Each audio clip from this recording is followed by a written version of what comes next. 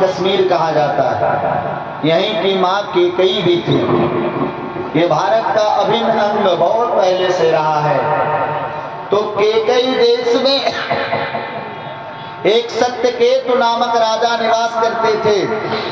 उनका बड़ा पुत्र प्रताप भानु था। प्रताप भानु बड़े प्रतापी राजा थे। जब प्रताप विभयो नृपा फिरी दुहाई देश, प्रजापाल अति वेद विधि कतहु नहीं अगलेश।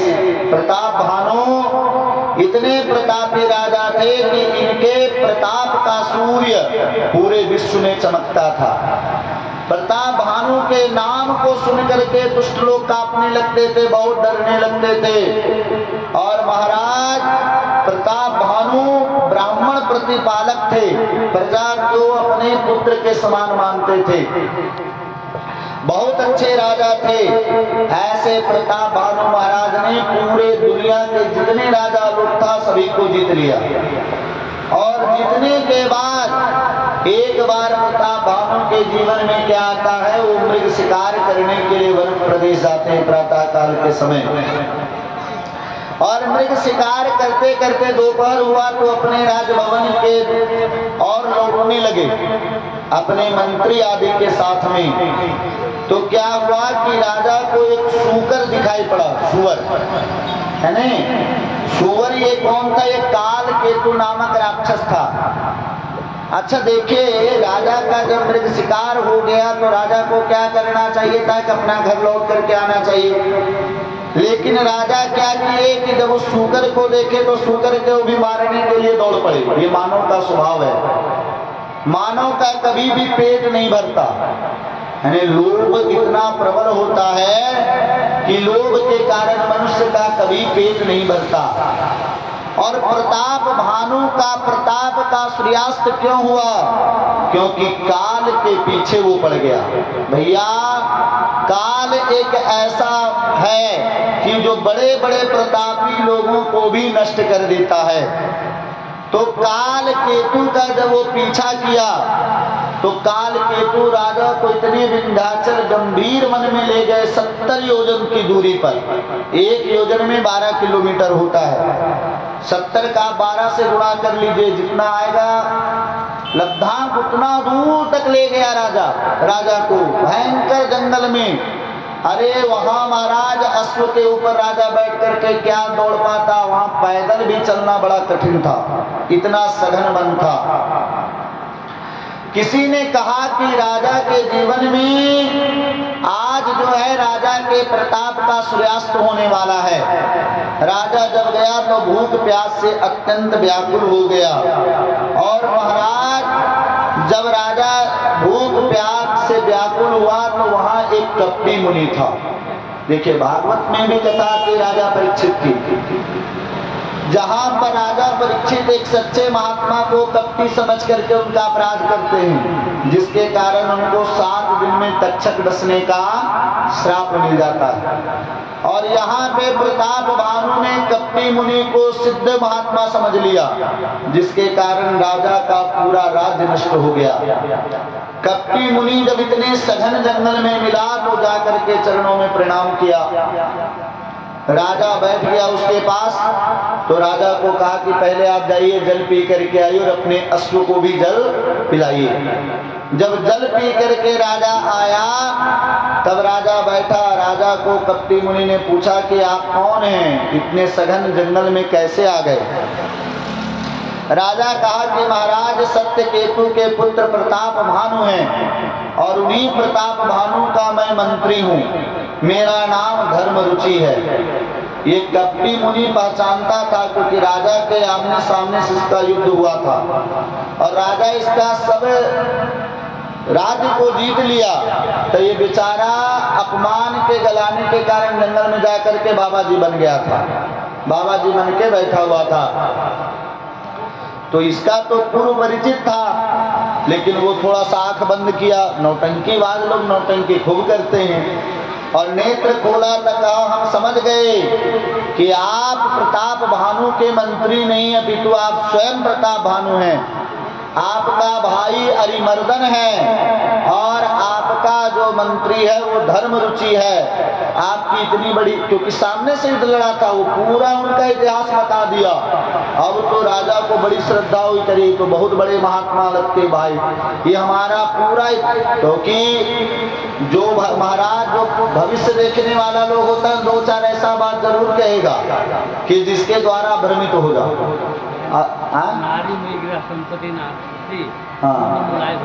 जय हो। तो नारायण ऐसे श्री प्रताप भानु जी को जब कहा, वो राजा का आपका इतना इतना भाई है, ऐसी पत्नी आपका राजेश है, अब तो उसकी बड़ी श्रद्धा बढ़ गई। करी महाराज जी कि आपने ठीक किया कि अपने नाम को छिपा लिया। ये कपटी मुनि ही बोल सकता है कि आपने झूठ बोल करके अच्छा किया। अच्छे महात्मा को झूठ कभी अच्छा लगेगा क्या? क्योंकि राजा यत्र तत्र नाम नहीं बताते, इसलिए महाराज आपने बहुत अच्छा कार्य किया, आप बिल्कुल चिंता मत करिए। तब वो राजा पूछा कि महाराज जी आप तो मेरा पूरा भविष्य बता दिया, आप अपने बारे में बताओ, आप कौन हो? कह रहे मैं तो, हमें क्या करोगे जान करके, मैं संसार से कोई मतलब रखता नहीं, मैं एकांत जंगल में वास करता हूँ। अच्छा महाराज जी आप कब जन्मे, आपका नाम क्या है, आप बताइए। कहा कि जब ब्रह्मा जी की सृष्टि हुई तो ब्रह्मा जी के सृष्टि के प्रारंभ में मेरा जन्म हुआ। अच्छा अच्छा। और महाराज जी कि मैं आज तक कभी समाज के बीच में नहीं गया, जब से जन्म लिया हूँ तब से इसी जंगल में रह करके भगवान का भजन करता हूँ। मेरा नाम एक तनु है। इस नाम का अर्थ क्या होता है कि मतलब मैं एक ही बार अपने शरीर को धारण आज तक किया हूँ, मैं कभी मरा नहीं हूँ। अब तो उसकी और श्रद्धा बढ़ी राजा की। राजा का इतना श्रद्धा बढ़ा महाराज कि राजा बोला कि महाराज आप हमको ये बताइए कि आप इतने बड़े महात्मा हैं, आप जंगल में क्या कर रहे हैं? अरे थोड़ा हमारे राजभवन में चलते तो थोड़ा हम लोगों को आपके द्वारा सत्संग का लाभ प्राप्त हो जाता। तब प्रताप भानु को कपटी मुनि ने कहा कि हम कभी समाज के बीच में नहीं जाते। करिए महाराज जी आप हमारे ऊपर कृपा तो करिए। अच्छा बताओ राजन तुम्हें क्या चाहिए? राजा के जीवन में कोई वस्तु का कमी नहीं है, लेकिन मांग का पेट इतना बड़ा होता है कि व्यक्ति का कभी मांगने से पेट भरता नहीं है। राजा ने क्या मांगा? जरा मरण दुख रहित तनो समर्जिते जन कोय, और एक छत्र कुलीन मही राज करत सतवो। महाराज अगर आप देखिए राजा के जीवन में किसी वस्तु की कमी नहीं थी, ये स्वयं चक्रवर्ती सम्राट थे, लेकिन व्यक्ति का कभी भी धन के द्वारा पेट नहीं भरता, कभी भी आयु के द्वारा उसका मन नहीं भरता। पहला वरदान मांगा जरा, मतलब मैं बूढ़ा नहीं बनूं। कपटी मुनि ने कहा तथास्तु। मरण मैं अमर हो जाऊं, तब कपटी मुनि ने कहा तथास्तु।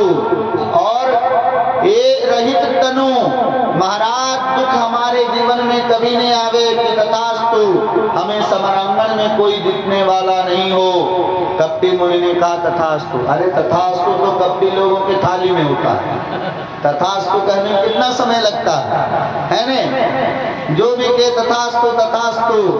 और महाराज कि एक छत्र मैं बन करके, बिल्कुल मेरा कोई शत्रु नहीं, और पूरे संपूर्ण भूमंडल में महाराज 7 कल्प तक, मतलब 100 कल्पों तक इस भूमंडल का मैं राज्य करूं। एक कल्प कितना बड़ा होता है? चतुर्युग सहस्राणी दिनमीकम पितामहा। 1000 चतुर्युगी का एक कल्प होता है। एक कल्प कितना बड़ा होता है? 1000 चतुर्युग का। सोचिए कलयुग की अवस्था कितनी है? 4,32,000 वर्ष। द्वापर की आयु कितनी है? 8,64,000 वर्ष। त्रेता युग की उम्र कितनी है? 12,96,000 वर्ष। और कृतयुग सतयुग की आयु कितनी है? 17,28,000 वर्ष। मतलब ये एक चतुर्युग होता है। और इस तरह से 1000 बार जब चतुर्युग बीत जाए, मतलब 1000 बार कलयुग, 1000 बार द्वापर युग, 1000 बार त्रेता युग और 1000 बार कलयुग, वो ब्रह्मा जी का एक दिन माना गया। इतना बड़ा ब्रह्मा जी का एक दिन होता है और इतनी बड़ी ही रात्रि होती। राजा ने क्या वरदान में मांगा कि राज कल्प सत हो, मेरा 100 करोड़ 100 कल्प तक मैं राज्य करूं। महाराज ये कपटी मुनि ने कहा कि चलो ठीक है, तुम 100 कल्पों तक राज्य करो। और उसके बाद एव मस्तु कही कपट मुनि बोला कुटिल बहोर। एव मस्तु कहने के बाद ये डपोर संख है। जैसे डपोर संख के कुछ लोग होते है ना, जीवन में होता तो कुछ है नहीं, लेकिन जो मांगो सब एव मस्तु। एक ब्राह्मण था बेचारा, वो समुद्र के किनारे जाकर के भगवान का खूब भजन किया है ना? और भजन करने के पश्चात वरुण देवता प्रकट हुए तो उन्होंने ब्राह्मण को एक पद्म संखिनी दिया। नाम क्या था संख का? पद्म संखिनी। ब्राह्मण ने पूछा इसका महत्व क्या है? कि महाराज जी जब इसका पूजा करोगे ने तो 5 स्वर्ण का मुद्रा ये रोज देगा, सोने का सिक्का 5 ठीक। प्राचीन समय में इतना गाड़ी मोटर की व्यवस्था थी नहीं, प्रायः लोग पदयात्रा ही ज्यादा करते थे। तो ब्राह्मण पदयात्रा किया तो एक बनिया के यहाँ ठहरा। यहाँ कोई बनिया नहीं है, होंगे भी तो कोई दिक्कत नहीं। अब बनिया लोग तो बड़े चतुर होते अपना कार्य बनाने में, है ना, अपना कार्य को निकालने में। लेकिन दानी भी बहुत होते, वो धर्म कार्य में वो सबसे आगे रहते। भले यहाँ के बनिया लोग दान नहीं करते, वो बात अलग है, लेकिन बनिया लोग दान पुण्य में भी बहुत आगे रहता है। और चतुर तो पूछिए मत, क्योंकि व्यापार चलाना है, व्यापार बिना बुद्धि का चलेगा कैसे? तो ब्राह्मण जब उनके यहाँ ठहरा तो ब्राह्मण को खूब सुंदर भोजन कराया, दोनों परिवार ने मिलकर के। प्रातः काल ब्राह्मण उठे तो पूजन किया, और पूजन करने के बाद जब शंख का पूजन किया तो 5 सोने का सिक्का प्रकट हो गया। बनिया सोचा ये तो बहुत कीमती चीज है ब्राह्मण के पास, 5 सोने का सिक्का, इसलिए किसी तरह से इनको रोका जाए। अब भाई अरे हाथ जोड़ के दोनों पति पत्नी पैर पर गिर गए। अरे आप जैसे ब्राह्मण का तो कभी कभी पदार्पण होता है, 2-4 दिन और सेवा का मौका दीजिए। ब्राह्मण बेचारा भोला भाला रुक गया। अब रुका तो रात में उसका शंख गायब। अब ब्राह्मण उठा तो दिन खोजा खूब महाराज, खोजने के बाद शंख मिले ही नहीं। हम किसी व्यक्ति विशेष को नहीं बोल रहे, आप लोग बुरा नहीं मानिएगा। तो सज्जनों, अब ब्राह्मण बेचारा बड़ा खोजे, मिले ही नहीं। गया समुद्र के पास, अनशन कर दिया, मैं प्राण त्याग दूंगा। वरुण देवता प्रकट हुए, अरे अब क्या हुआ कि हमको शंख दीजिए, मेरा शंख कोई ले लिया। कह रहे मेरे पास तो एक ही शंख था, वो मैं तुमको दे दिया, अब कहाँ से लाऊं? कि नहीं दोगे तो मैं प्राण त्याग दूंगा और तुमको ब्रह्म हत्या का दोष लग जाएगा। वरुण देवता तो खोपड़ी पकड़ ली, अच्छा भजन किया तुम, एक शंख दिया, दूसरा कहां से? एक शंख और था कि लो ये शंख ले जाओ। इसी शंख के द्वारा तुमको वो शंख मिल जाएगा कि महाराज इसका काम क्या कि देगा लेगा कुछ नहीं। तुम बोलोगे 10 दो दे, कहेगा 20 लो, कहोगे 50 दो तो कहेगा 100 लो, और लेगा देगा कुछ नहीं। लेकिन तुम एक ध्यान रखना, तुम जहां जाके रुके थे वहीं रुकना और पर्दा लगा करके पूजा करना। अब पूजा करने के बाद एक रात्रि सोना, दूसरा रात्रि पूजा करने की आवश्यकता नहीं। जो शंख मिले उसको लेकर सीधा घर निकल जाना कि ठीक है महाराज जी। फिर गया उन्हीं भगत जी के यहाँ ठहरे, भगत जी के फिर बाबा एक शंख ले आए। करे वो बेकार शंख था, वो आधा देता था कि अच्छा। अब इस बार फिर ब्राह्मण सुबह नहाए, अब दोनों सेठ सेठाइन खड़ी हो गई, कान लगा के पर्दा लगा दिया कि अगर कोई पर्दा के अंदर जाएगा तो इसका प्रभाव खत्म हो जाता है। तो ब्राह्मण पूजा किए तो कहे 10 दो, तो शंका 20 लो, 100 दो, तो शंका 200 लो। वो सेठ सोचा करे ये तो 5 ही देता है, इसको रखने से कोई फायदा नहीं। अब महाराज सो गए रात्रि में, ब्राह्मण शंख बदल लिया। वो दूसरा दिन उठा ब्राह्मण, शंख लिया और निकल गया घर। अब जल्दी जल्दी नहाए सेठ लिए, उस नहा करके पूजा किए शंख का। शंख का पूजा किए तो शंख को कहे 1 दो, शंख का 2 लो। फिर बोले 10 दो, कहा 20 लो। तो सोचा लगता कम बोल रहे इसीलिए जवाब दे रहा, कहा 1 लाख दो, शंख बोला 2 लाख लो। वो सेठ को आया गुस्सा के मूर्ख, अरे देता लेता कुछ नहीं, केवल बोलते हो लो लो, कहाँ लो। तो शंख बोला कि ददात स्वर्ण मुद्रास्या गदात पद्म शंखनी। अरे सोने का सिक्का जो देने वाला पद्म शंखनी दो, तो गदा चली गई कि तुम कौन हो, अपना परिचय दो। तो शंख कहा कि अहम डपोर शंकोस्मि, मैं कोई शंखों नहीं हूं, मैं तो डपोर शंख हूं। कि तुम्हारा काम क्या है कि वदामी चाना ददाम में हम, मैं केवल बोलता हूं, लेता देता कुछ नहीं। तो एक कपटी मुनि भी इसी तरह से था। एवं मस्तु, बिल्कुल सब मिलेगा राजा, जो जो तुम कहे हो। ये खुद मूर्ख, इसका राजपाट राजा छीन लिया, जंगल में आके बसा और इसको पूरे भूमंडल का राजा बना दिया। मन का लड्डू खा रहा है राजा कि अब तुम 100 कल्प तक जिंदा रहोगे, बुढ़ापा नहीं आएगी। अब तुमको कोई शत्रु जीतने वाला नहीं होगा महाराज। लेकिन राजा वो कपटी मुनि बोला एक समस्या है। क्या समस्या है? जैसे जो अच्छे अच्छे बात बताने वाले थे पहले बता देते, बाद में वो एक ऐसा नुस्खा बताएंगे का फंस जाएगा। कि समस्या क्या है कि सुनो, अगर तुमको ब्राह्मण लोग तुम्हारे बस में हो जाए तो दुनिया में तुम्हारा कोई कुछ बिगाड़ने वाला नहीं है। क्योंकि अगर ब्रह्म का अगर श्राप लग जाए तो ब्राह्मण उस श्राप से बचा लेता है, लेकिन ब्राह्मण का श्राप लगे तो भगवान भी बचा नहीं पाते। तो क्या अरे महाराज जी क्या करना पड़ेगा ब्राह्मणों को बस में करने के लिए? कि सुनो भाई, ब्राह्मण तुम्हारे बस में तभी होंगे जब हम अपने हाथ से रसोई बनाएंगे, और उस रसोई का भोजन जो जो ग्रहण करेगा वो तुम्हारे बस में हो जाएगा। लेकिन हमारे पास तो एक समस्या है कि मैं आज तक कभी किसी के यहाँ गया नहीं, इसलिए मैं तो जाने वाला नहीं हूँ। अब तो राजा की और श्रद्धा बढ़ी, कही महाराज जी आप बड़े कृपालु हैं, बड़े दयालु, महात्मा लोग वैसे कृपालु होते, आप हमारे यहाँ चलिए, एक भक्त जो आपके शरणागत उसकी रक्षा करिए। पहले राजा के ऊपर अपनी श्रद्धा खूब बढ़ाया।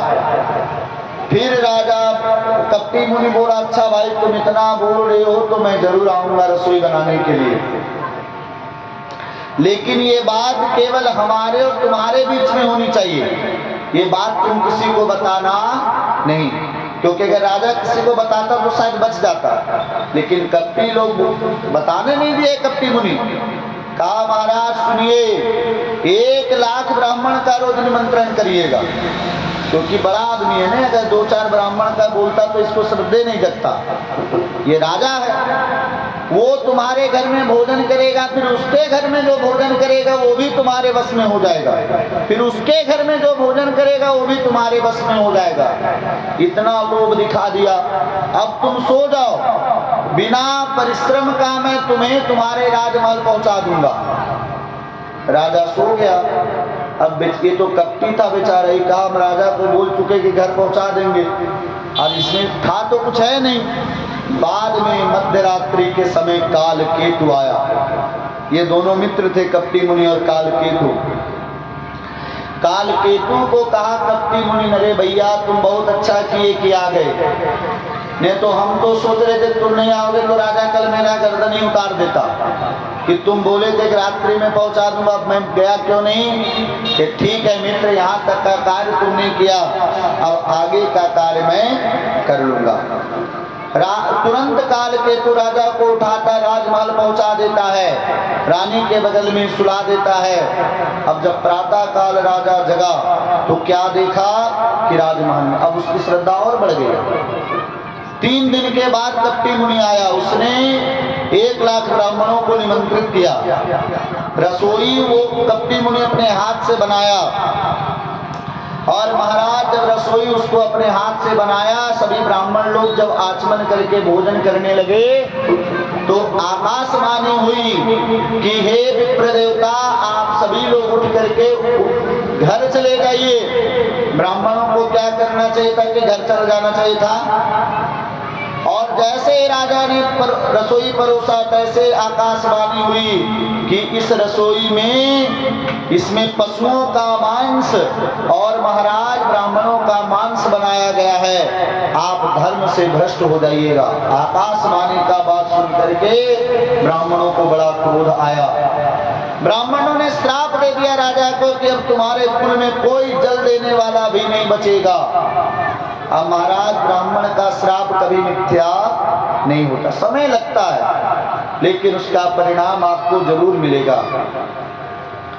वर्तमान में जो विरोधी सरकार था वो बहुत मजबूत था देश में, कभी किसी पार्टी के ऊपर नहीं बोलना चाहिए, लेकिन कभी इस पार्टी ने बहुत श्राप लिया, धर्म सम्राट कृपात्री जी महाराज आदि का, जिसके कारण उसका आज अस्तित्व भी मिट गया। उसको अपना अस्तित्व बचाने के लिए भी बहुत परिश्रम करना पड़ रहा है। इसीलिए अगर आप ब्राह्मणों का आशीर्वाद नहीं ले सकते तो कोई दिक्कत नहीं है, लेकिन कभी भी श्राप नहीं लेना चाहिए। ब्राह्मणों का जब श्राप लगा, किसको? सत्यकेतु को, तो सत्यकेतु कुल को नहीं बाचा, विप्र श्राप किन्हीं होई असाचा। एक एक राजा लोग इस पर चढ़ाई की, और जिसको सत्यकेतु चींटी समझ के जीत लेता था वही इसके लिए पहाड़ हो गए, और पूरे सत्यकेतु के खानदान को नष्ट कर दिए लोगों ने। महाराज भरद्वाज जी को जागवलिक जी ने कहा कि भरद्वाज सुन जाहि दवा, होई विधाता बाम, और धूरी मेरु सन जनक जमा, ताहि दयाल समदाम। हे भरद्वाज, जिसके लिए विधाता बाम हो जाए, विधाता प्रतिकूल हो जाए, उसके लिए धूरी भी पहाड़ के समान हो जाता है, उसके लिए उसके पिता ही यमराज के तुल्य हो जाते हैं, और महाराज उसके लिए धन भी ब्याल के समान हो जाता है। अंग्रेजी में कहावत है, Listen, O Bharadwaja, whosoever intrudes the displeasure of heaven, for him a grain of dust become waste as Mount Meru, a father become frightful as Ama, the good of death and every rope snake। जिसके ऊपर अगर विधाता balm हो गया तो संसार में उसको कोई भी बचाने वाला नहीं। आज सत्यकेतु के ऊपर विधाता ही बाम हो गए, इसलिए सत्यकेतु की बड़ी दुर्दशा हुई। और वही सत्यकेतु कुछ समय के बाद काल पाय मुनि सुन सो राजा, भयो निशाचर सहित समाजा। वही प्रताप भानु रावण के रूप में अवतरित हुआ। उसका भाई जो अरिमर्दन था वो कुंभकर्ण के रूप में आया, और उसका धर्म रुचि नामक जो मंत्री था वो विभीषण के रूप में अवतार लिए। देखिए, राम जी के अवतार से पहले रावण के अवतार की कथा आई। कैसे बहुरी रावण अवतारा। रावण को भी गोस्वामी जी ने अवतार माना। किसी ने गोस्वामी जी से पूछा कि आप राम जी से पहले रावण की कथा क्यों कह रहे हो? तो गोस्वामी जी ने कहा कि अरे भैया, किसी फिल्म में, किसी चित्र में नेता तो महत्वपूर्ण, मतलब जो होता भी नेता तो महत्वपूर्ण होता ही है नायक, लेकिन खलनायक भी कम महत्वपूर्ण नहीं होता। जैसे कोई भी मूवी बने तो केवल हीरो हो तो कोई देखेगा क्या? उसके लिए विलेन की भी आवश्यकता पड़ती है। तो रावण नहीं आता तो राम जी का अवतार कैसे होता? ऐसे रावण किसे कहते? राव तीति रावण। इसका नाम रावण नहीं था, इसका नाम दशानन था, है ना, क्योंकि इसका 10 खोपड़ी था। किसी ने कहा कि अगर रावण का 10 खोपड़ी था तो बेचारा सोता कैसे होगा? आखिर माथा का बैलेंस कैसे बनता होगा? एक तो बीच में होगा, एक तरफ 5 होगा, एक तरफ 4, 10 क्योंकि 11 हो तो 5-5 रहे। ये माथा खोपड़ी का बैलेंस कैसे बना पाता होगा? और बेचारा सोता कैसे होगा?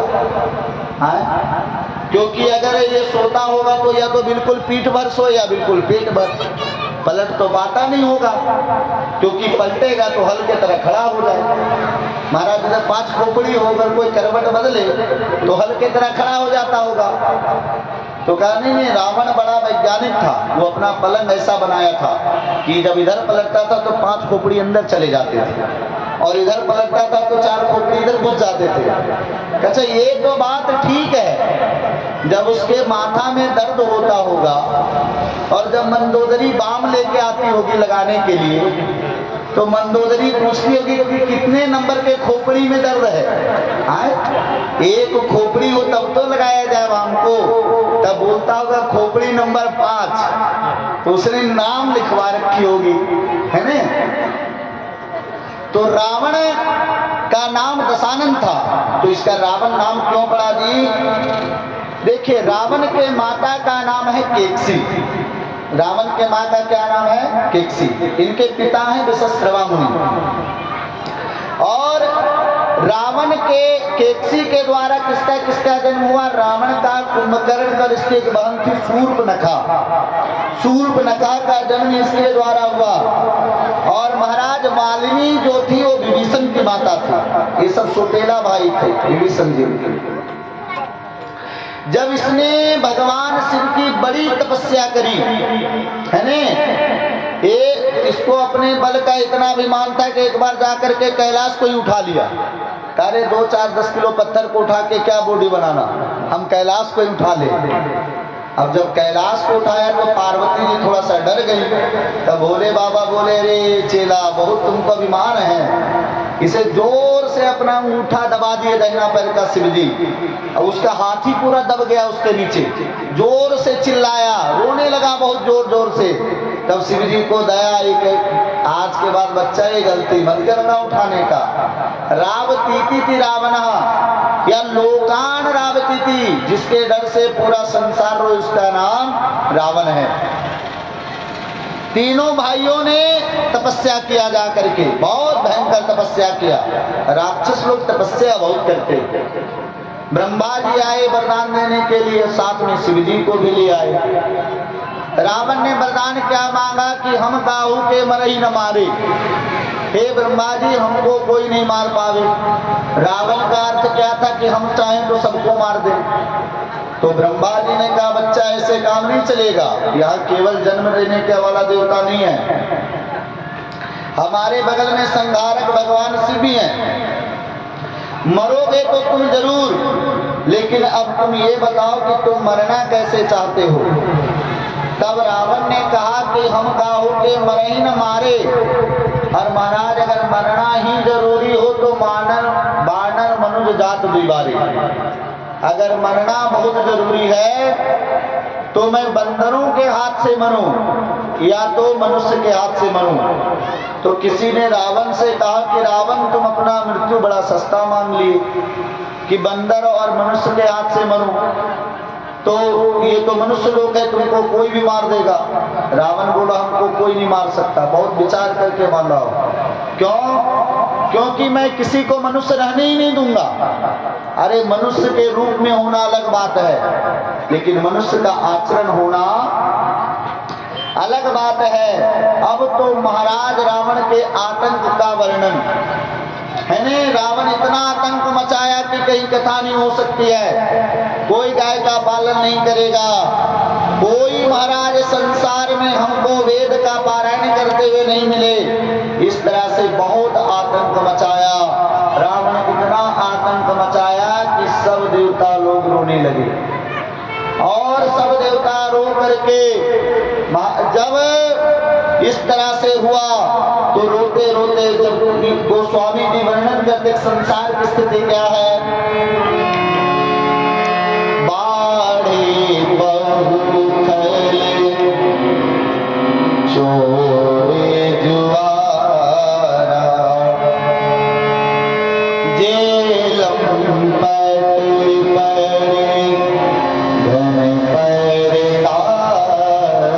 धन पर तारा, माँ नहीं माँ तो पिता नहीं देवा,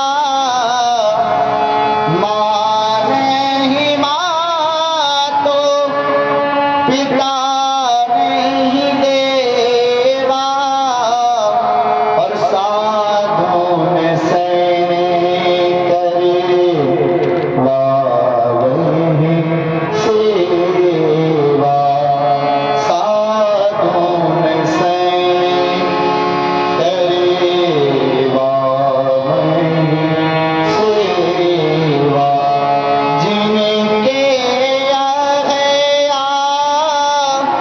चरण भवानी, जिनके चरण भवानी, हे जान हो निश्चर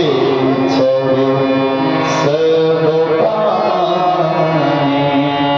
ते जान हो निश्चर सब प्राणी। संसार में बहुत खल लोग बढ़ गए। खल किसे कहते हो? खाए और लड़े। खल मतलब भगवान का खाए और भगवान से ही लड़े, उसका नाम है खल। बाड़े बहुखल चोर, चोर लोग बढ़ गए, जुआरी लोग बढ़ गए। बाड़े खल बहु चोर जुआरा, जे लंपट पर धन पर धारा, पराए स्त्रियों के ऊपर गंदी दृष्टि रखने वाले लोग बढ़ गए। कोई माता पिता का सेवा नहीं करने लगा। लोग साधु पुरुषों से अपनी सेवा करवाने लगे। आज भी समाज में यही हो रहा है। लोग साधु पुरुषों से सेवा करवाते हैं तो कहते जिनके यहाँ आचरण भवानी, भगवान शिव ने कहा ही भवानी, जिन मनुष्यों का ऐसा आचरण है जो माता पिता की सेवा नहीं करते, चोरी करते हैं, जुआरी बन गए, साधु पुरुषों से सेवा करवाने लगे, तो जानना कि वो मनुष्य के शरीर में है, लेकिन वो मनुष्य नहीं है। उसमें और मनुष्य में, असुर में कोई अंतर नहीं है, वो राक्षस समान ही है। जब इस तरह से संपूर्ण पृथ्वी पर रावण का आतंक बढ़ा, इतना रावण का आतंक बढ़ गया कि कहीं कोई बैठ करके भगवान का कथा नहीं सुन सकते थे। भैया त्रेता युग में रावण इतना खतरनाक था कि उससे कई गुना अधिक सुविधा कलयुग में है। कलयुग में कम से कम हम लोग बैठ के भगवान की कथा को सुन सकते हैं, लेकिन त्रेता युग की स्थिति ये थी कि किसी को कथा भी सुनने के लिए नहीं दिया जाता था। अगर किसी को कथा सुननी भी होती थी तो छिप करके लोग सुनते थे। अब इस तरह से जब पृथ्वी पर भार बढ़ा तो माँ पृथ्वी सब कुछ सहन कर लेती हैं, लेकिन पापी के पाप को सहन नहीं कर पाती। तो धेन रूप धरि हृदय विचारी, गई तहाँ जहाँ सुर मुनि झारी। मैया पृथ्वी ने गौ का रूप धारण किया और गौ